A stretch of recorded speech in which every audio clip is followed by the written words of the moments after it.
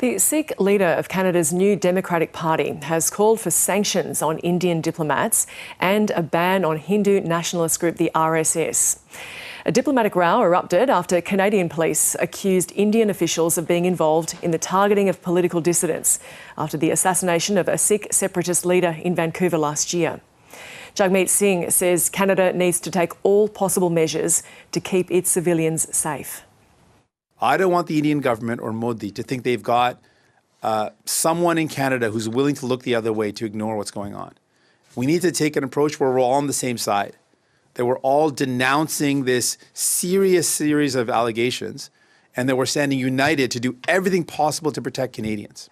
I love our country. I love our democracy. I would do anything to protect it. Meanwhile, India's main opposition party is calling on the government to hold urgent talks to address the fracturing relationship with Canada. They say India's global standing is at risk.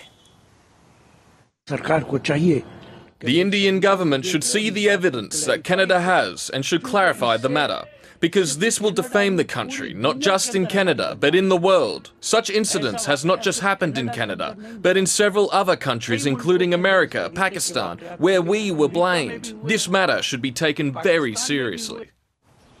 Canada's largest cohort of international students are from India, making up roughly 40% of study permit holders. And they're worried the latest row will impact their future. If I plan to go to Canada for studies and to settle there, this cannot happen now. So this is quite challenging. I do not want to end up facing trouble if and when I plan to go to Canada in the future. In all this diplomatic war of words, it is something we cannot afford. In fact, both the countries cannot afford it. Why? Because we are heavily dependent on each other.